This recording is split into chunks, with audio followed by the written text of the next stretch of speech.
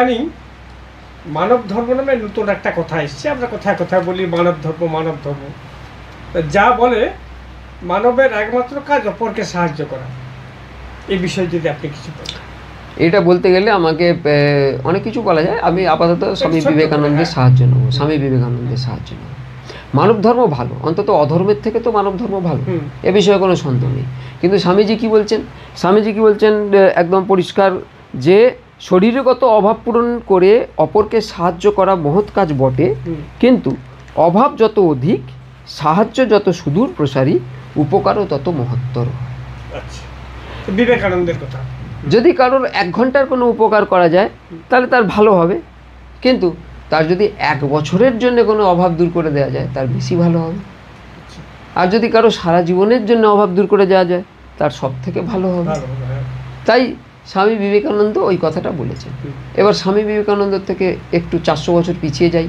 চৈতন্য মহাপ্রভু কি বলেছেন? তিনি মানুষকে সরাসরি বলছেন যে মানুষের উপকার করা মানে তার সারা জীবনের অভাব দূর করা। তার সারা জীবনের অভাবটা কি? তার ভুল ভাবনা। যেমন সিংহ শিশুর যদি নিজেকে হরিণ ভেবেই বড় হতো তাহলে তার সারা জীবনটা অন্যরকম হয়ে যেত, কাটতো এবং অন্যরকম হতো। কিন্তু সে যখন জানলো যে সে সিংহ, তখন তার জীবনটা অন্যরকম। ঠিক সেই রকম চৈতন্য মহাপ্রভু বলছেন যে মানুষের সারা জীবনের অভাব দূর করো। তিনি কি বলছেন? ভারত ভূমিতে আজি জন্ম হলো যার, জন্ম সার্থক করি করো পর উপকার। অর্থাৎ নিজের জন্মকে আগে সার্থক করো, তারপরে অন্যের উপকার করো, তাহলে নিজের জন্মকে আগে সার্থক করো। এই সার্থকতা বলতে কি বোঝায়?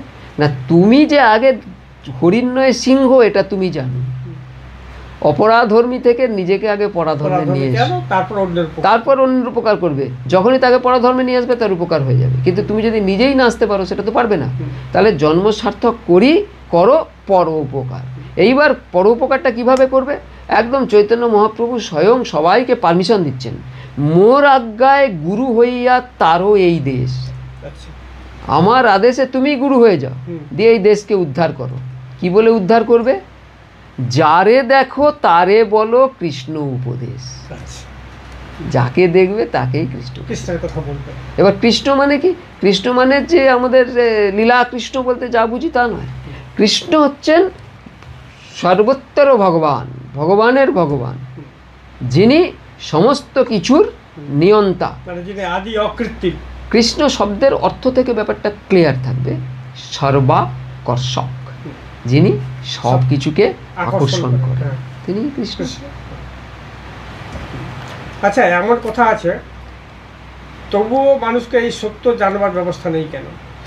সত্য জানবার ব্যবস্থা আছে। একটু আগে যেটা বলছিলাম যে সনাতন ধর্মে দুরকমভাবে দুটো আলোক স্তম্ভ তৈরি করে মানুষকে সত্য জানাবার ব্যবস্থা করেছে।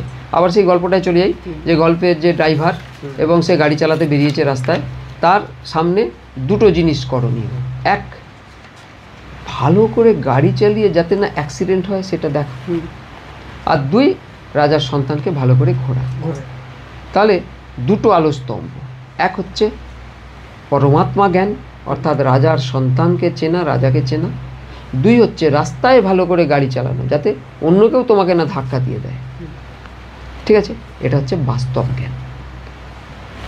আধ্যাত্ম জ্ঞান যিনি দেবেন তিনি গুরু, বাস্তব জ্ঞান যিনি দেবেন তিনি আচার্য। যেমন আমাদের ছেলেগুলোকে আমাদের বাবা মায়েরা শিক্ষা দেয়, তাহলে প্রত্যেকের জীবনে বাবা মা হচ্ছেন আচার্য। স্কুলে গিয়ে আমি পড়াশোনাটা শিখব, স্কুলের টিচার হচ্ছেন গুরু। তা স্কুলে যাওয়ার পথে কোথাও কুকুর দাঁড়িয়ে থাকে, কোথাও মানুষ কুকুর থাকে। মেয়ে যাচ্ছে, পড়তে যাচ্ছে কি স্কুলে যাচ্ছে, বাবা মা সাবধান করে না যে মানুষ কুকুর রাস্তায় সাইকেল দিয়ে দাঁড়িয়ে থাকে, এইভাবে সাবধান যাবি, ওই করবি, কখনো একা হবি না, বলে দেয় না? বাবা মা বলে দেয়। বাবা মা আচার্যের ভূমিকা পালন করে। আর পড়তে গিয়ে যে গুরু বা টিচার যিনি জ্ঞান দেবেন সেটা হচ্ছে গুরু, কারণ সেটা ওই শিক্ষাটা পার্টিকুলার একটা বিষয়ে জ্ঞান দেবেন। তাহলে আমাদের যে আধ্যাত্ম জ্ঞান যিনি দিচ্ছেন তিনি গুরু, আর বাস্তব জ্ঞান কিভাবে আমরা আত্মরক্ষা করব তিনি হচ্ছেন আচার্য। এই যে ধরুন নালন্দা বিশ্ববিদ্যালয় ধ্বংস হয়েছিল কেন? না, নালন্দা বিশ্ববিদ্যালয়ে অনেক জ্ঞানের শিক্ষা ছিল, বাস্তব জ্ঞানের শিক্ষা ছিল না। বাস্তব জ্ঞানের শিক্ষা হচ্ছে এই যে আমি যদি এখানে বসে থাকি আমাকে একটু পরে মশা কামড়াবে, অর্থাৎ মশা আসছে কেন? আমার শরীরটা আছে বলে। আমি কারোর ডিস্টার্ব করিনি, কিন্তু আমার শরীরে তো তার খাদ্য আছে, সে আসবে। তাহলে সে যখন আমাকে আক্রমণ করতে আসছে, সে হচ্ছে আততায়ী। আততায়ীকে বধ করতে হয়। আমি মসকুইটো কয়েল জ্বালাচ্ছি, আমি জ্বালাচ্ছি, গুড নাইট জ্বালাচ্ছি, আমি ইলেকট্রিকের ব্যাট দিয়ে মারছি, এতে পাপ হবে না, কারণ আততায়ীকে বধ করবার পারমিশন সনাতন ধর্মে আছে। তাহলে আমি বধ করছি।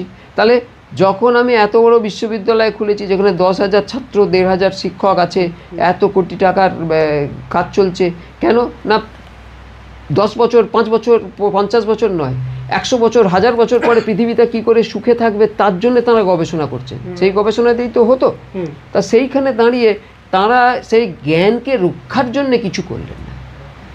সনাতন ধর্ম বলছে এক হাতে শাস্ত্র অর্থাৎ জ্ঞান বিদ্যা, আরেক হাতে শস্ত্র অর্থাৎ সেই বিদ্যাকে রক্ষার ব্যবস্থা রাখতে হবে। নালন্দা বিশ্ববিদ্যালয়ে বিদ্যা ছিল, রক্ষার কোনো ব্যবস্থা ছিল না। 10,000 ছাত্র, 1,500 শিক্ষক, 11,500 জন যারা এসছিল, তারা অস্ত্র হাতে এসছিল, তার অর্ধেকের কম। অথচ সবাইকে বধ করে সমস্ত ভান্ডার ধ্বংস করে দিয়ে চলে গেল। কি করে পারলো? না, এরা শুধু শাস্ত্র নিয়ে গবেষণা করেছে, শস্ত্র নিয়ে কোনোদিন করেনি, আত্মরক্ষার জন্য বা সমষ্টি রক্ষা কিছু কোনোদিন করেনি। তাহলে বাস্তব জ্ঞান, আচার্যের প্রয়োজন আছে আমাদের জীবনে। আচার্যের উদাহরণ আপনি দেখুন, মহাভারতে দ্রোণাচার্য। দ্রোণাচার্য আমাদের এই কলিযুগে আচার্য চাণক্য। আচার্য চাণক্য ছিলেন বলেই তো ধননন্দের হাত থেকে ভারত রক্ষা পেয়েছে। চন্দ্রগুপ্ত মৌর্যকে তিনি সিংহাসনে বসিয়েছিলেন এবং ভারতবর্ষকে একীকরণ করেছিলেন আচার্য চাণক্য। বাস্তব জ্ঞানের শিক্ষা। সুতরাং আধ্যাত্ম জ্ঞান যেমন থাকবে, তাকে রক্ষার জন্য বাস্তব জ্ঞান দরকার, এবং দুই ব্যবস্থাই আমাদের মধ্যে ছিল। সৌরভ বাবু,